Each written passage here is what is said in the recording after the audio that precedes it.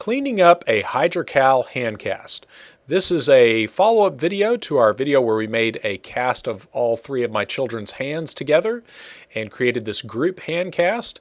And in this tutorial we'll be covering the process of cleaning up a hydrocal hand cast, filling in air bubbles, removing defects, and that sort of thing.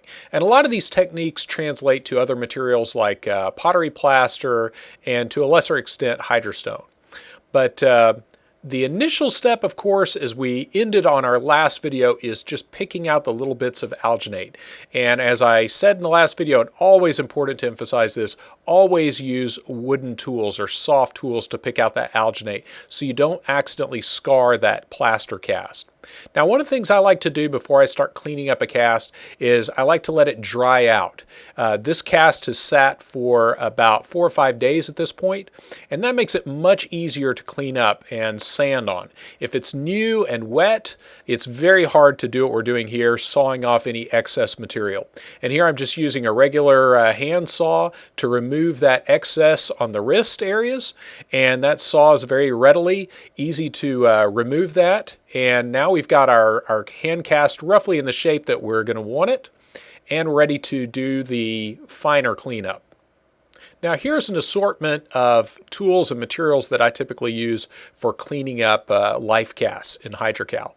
The first and foremost is drywall screen. This can be used to sand plaster effectively, and it doesn't clog up the way typical sandpaper does. The other thing, you'll need some excess hydrocal and water, and of course a sanding sponge and some dental picks and a plaster rasp. All of those things come into play depending on the cast, depending on the areas that you're touching up. So we're just going to go through some cleanup techniques on a variety of little problems that you might encounter.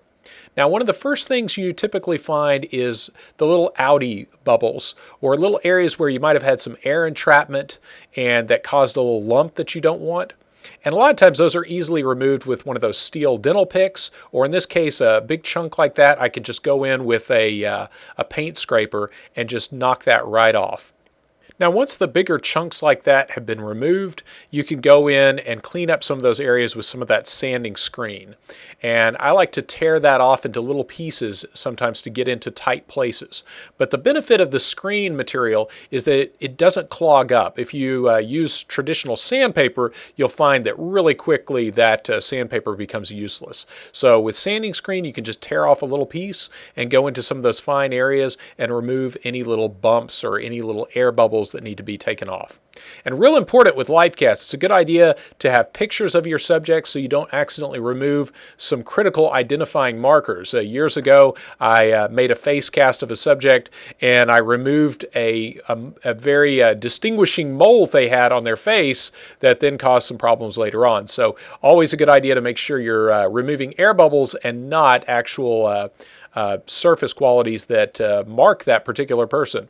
So what we're doing here is just going in with a dental tool and just pulling out any alginate that might have dried up and stayed in between those fingertips, and also removing any tiny little air bubbles that might be caught in there.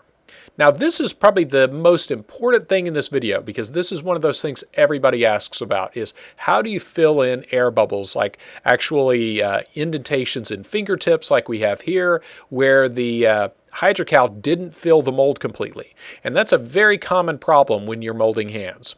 So here goes. One of the things we got to do to prep that area is we're going to take a soft brush and brush some clean water over that area to wet it out.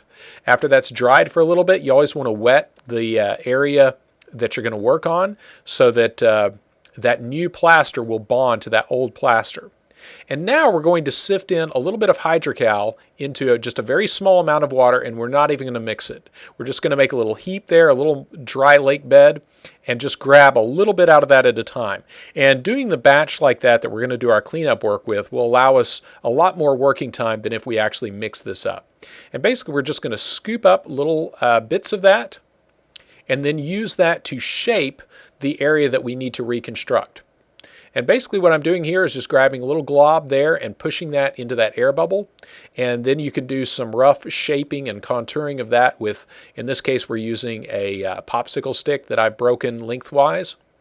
And then what you want to do is go in with some clean water on a brush and brush that out. And what that'll do is help feather that out into the surrounding area.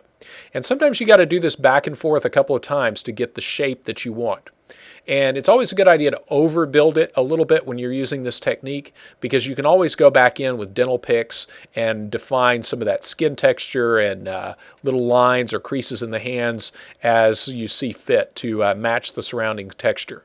But the main thing you want to remember is grabbing a little bit of that fresh plaster and shaping that, and you'll find that it sets up really fast, because since this is a dry cast, even though we wet that surface, the dry cast will pull the moisture out of that plaster and speed up that set time. So we're just going to build that up a little bit at a time and use, in this case, just that end of that popsicle stick to shape that area of the thumbnail, and gradually shape the tip of the finger back to what it should be. And again, this is where reference pictures really help out. And the key step here is having that clean water on standby. Don't let that plaster set up until you've gotten that water on there and smoothed it out, because that'll help it really feather out into the surrounding area. And most air bubbles that you fill this way, as soon as you hit it with a brush, it'll just about disappear.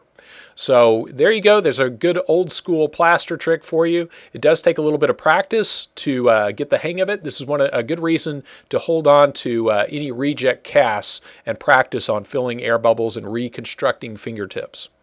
And you'll find that as you clean up a cast like this, there's a lot of back and forth between all of these different techniques. So here I'm going back to the rasp to remove any major areas that might be sticking out, clean up the bottom of the cast so it'll sit nice and level when we put this on a base later on. And then again, anytime we do that coarse work, we want to go back in with some fine sandpaper or sanding screen in this case to go back in and clean up any of those, any areas that might have some rough spots. And again, I can't stress enough, letting the cast dry out for several days will give you much better results when you go to clean up a cast. If you try to do all this when it's a fresh cast and brand new, you'll find that it's a little too wet to work, and sometimes it'll be harder to repair some of those areas, and especially much more difficult to sand on if you have to sand out air bubbles.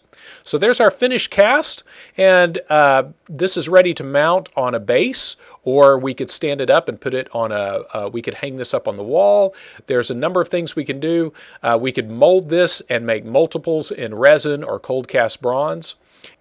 And there's a lot of different ways we could finish out a cast like this. This is a 4-hand cast that we did in one of our life casting workshops, and this is ready for finishing. We could either paint this with some of the Sculpt Nouveau finishes, or we could just seal it and leave it just stark white. But be sure to check out in the video description. I'll put a link to a page on our website that has a lot of different tutorials on finishing techniques. And as always, you can find all of the life casting supplies and hydrocal on our web store at brickintheyard.com.